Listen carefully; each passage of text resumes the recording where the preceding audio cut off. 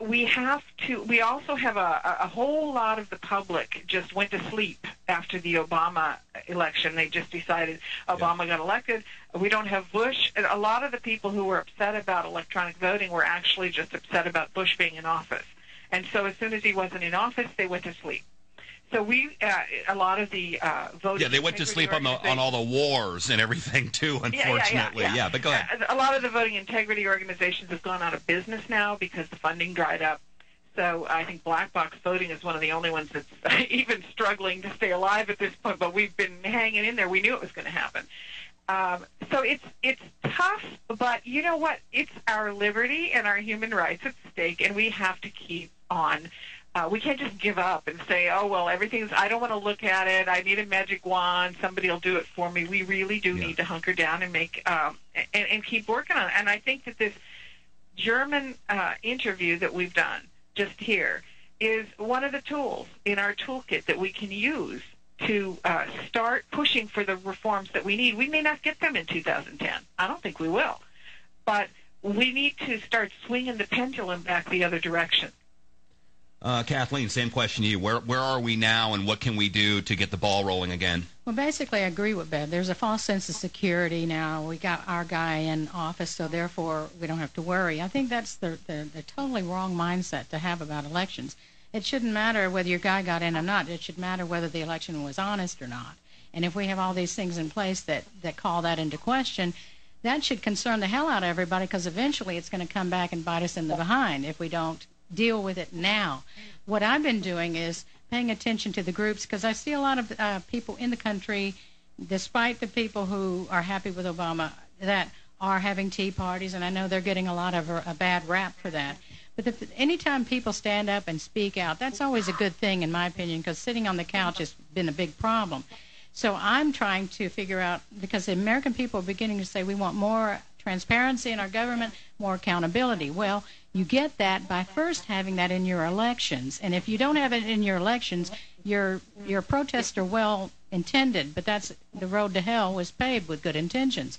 We need to start demanding that same accountability and transparency in our elections. And this German, this court decision is proof positive that what we've been saying all along is true.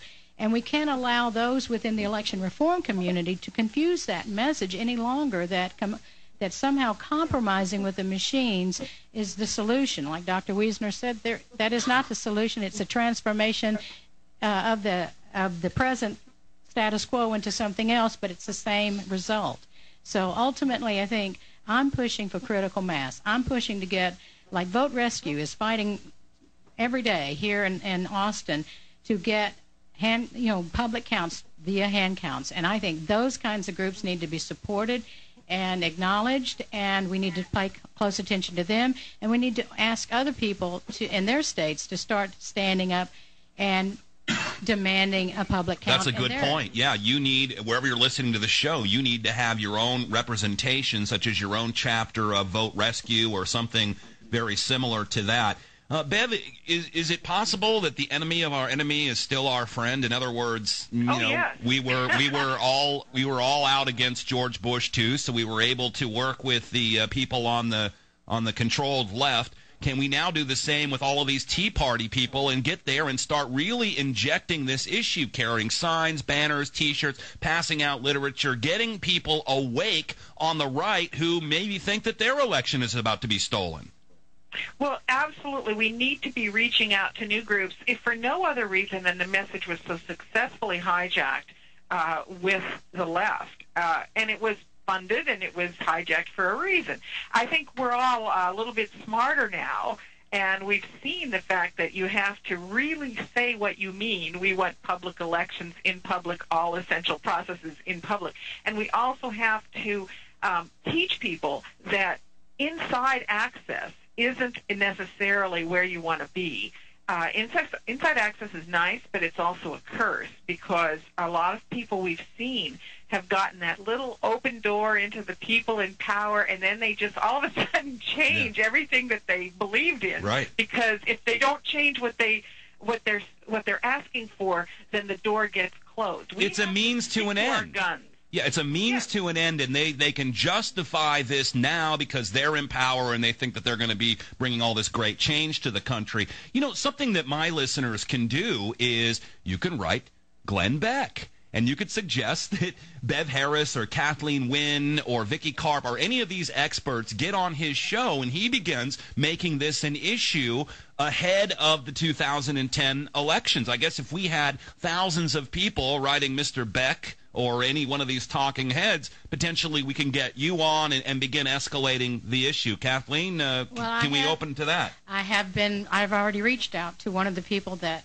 featured him in Seattle, Washington, Bev.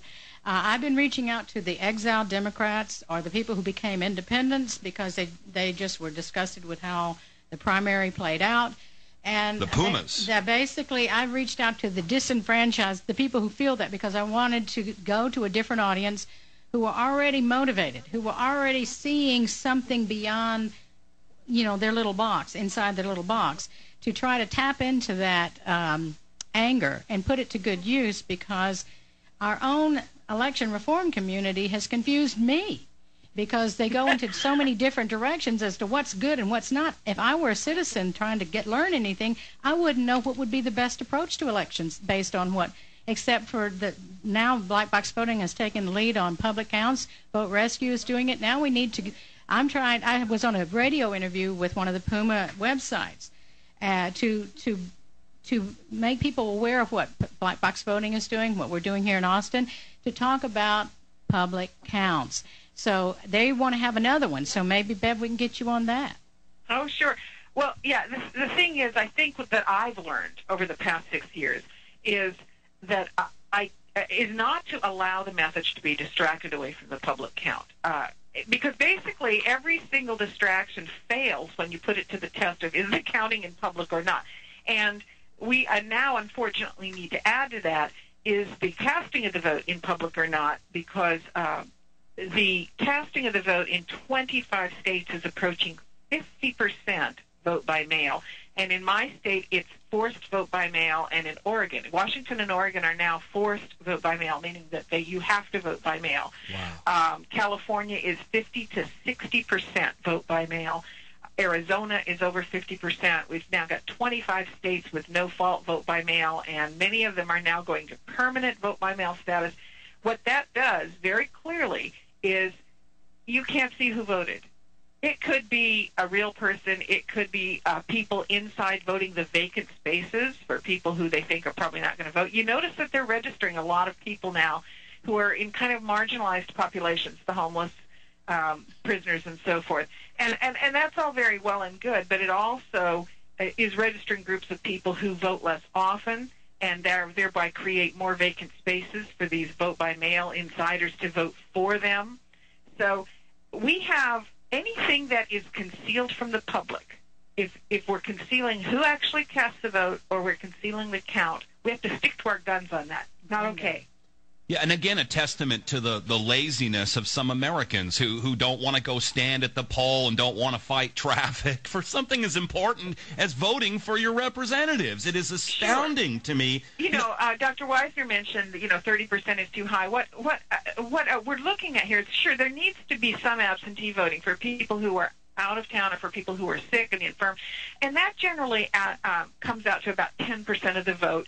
It's a risk that can be managed. Mm-hmm. But when we start getting above 10 and 11% up to 30%, 50%, 60%, we have a very large attack vector. And so, again, we can simplify it. Then they get into all the techno babble, we have a special, barcode that you can check and blah, blah, blah, No, just can we see who voted? Can we see the count?